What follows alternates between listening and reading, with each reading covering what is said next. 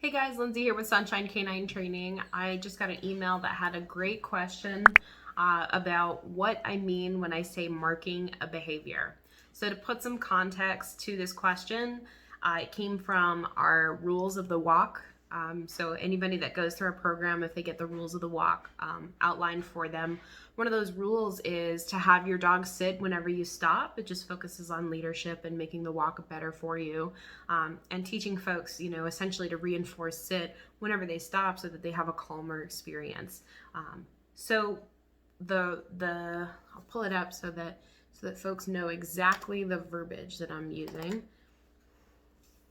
just so that everybody is on the same page here. So the sit can be unspoken. I'm like verbatim here. The sit can be unspoken. Just lift up on the leash gently once you have stopped. And I mean completely stopped. And then once your dog sits, release the pressure. So give that pressure back. Don't be pulling on the leash still. Mark the behavior. So that mark the behavior, what I mean by that is you either say yes or good or the click of a clicker. So what that is just giving your dog information that what they did was a good thing. However, if you have never used a clicker, don't worry about it. You just use your voice, because I hardly use clickers. I just use my voice because I don't want to have my hands full. That's just my preference. I know tons of people that do it, and I'm absolutely fine with it. So what you want to do is teach your dog that whenever they do something that you like and you want more of, you should be rewarding that behavior, but you should mark the behavior before you reward it. That way the dog puts it together. Whenever you say that, the dog knows that they did something good and something good is about to follow. So like, okay, I put my butt on the ground and then my owner is happy. My owner says this thing and then I get a treat, or I get a pet on the head, or she releases that pressure with the leash. So that's what I mean by when I say marking the behavior. I just mean communicating to your dog that in the moment, what they just did was a good thing. Excuse me. What you can also do is you can also use markers for bad stuff. So if your dog is doing something they're not supposed to, how many people, show of hands, say no as soon as their dog does something foolish? Like all of a sudden they see that their dog's gotten into something and they're like, no, like that's a marker. But if it's not followed by a consequence, it doesn't actually mean anything. So what you can do when you say no to your dog, when your dog does something unwanted, we'll go back to the example of being on a walk. And I don't think I did this with the particular person that asked this question, but it's okay, because this is it also can be an unspoken thing, is you can say the word no and then follow it with a correction.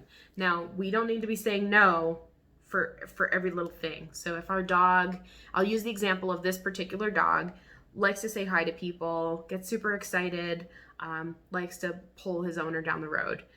Not okay. Okay, so we taught the dog how to walk properly on the leash. Now the next step is teaching that dog to not load on other dogs, meaning not staring at them with like, oh, I'm gonna go say hi to them, or I'm gonna blow up and start barking and pull towards them. My owner's not gonna be able to handle it because I'm so strong, because I'm almost 100 pounds. Not the case anymore. That's not gonna happen to that owner ever again. Super proud of her, by the way. So the moments leading up to that explosion, that look, we can say no and then deliver a correction. So a leash pop works really well for that. You can also use a bonker. In public, that's harder to do. But whatever you do, when you use a marker, you want to be able to communicate to your dog whether it was a good thing that they did or a bad thing that they did. So when you say yes or good to your dog, it should be followed with a reward. Little pet on the head. Good job, buddy. So proud of you. Petting an invisible dog over here. There's actually a dog at my feet, but she's too low to pet. She's being really good. She's laying there calmly. But then when your dog does something bad, you can say the word no, and you don't have to scream. You don't have to be like, no. You can just say no and then correct. So you can say yes or no. It doesn't have to be, you don't have to yell, you don't have to be angry. And another thing that's really important is whenever your dog does something, whether it's good or bad in anyone's perception, we should never be mad, angry, upset, or frustrated with them. And if at any point we are, we should stop training and put the dog away. you know, take a breather for ourselves. But that's what I mean when I say marking a behavior. What you're simply doing is giving that dog information. Yes, you did something good, or no, you did something bad, and then follow it with an appropriate response, whether that is a reward or a consequence. Okay, I hope that was helpful for you guys. In the future, if I ever say anything that needs clarification, throw it in the comments or send me a message and say, hey, can you talk about this more, because I don't understand. This is how we learn, guys. This is really important. I love getting feedback like that because it's super important. It's making me rethink. Maybe I'll like change things up so that people understand, because when we're in the moment, we're out there in the real world training dogs, we may not explain every single little detail, but the process works. You know, we do this all the time. So super proud of you guys.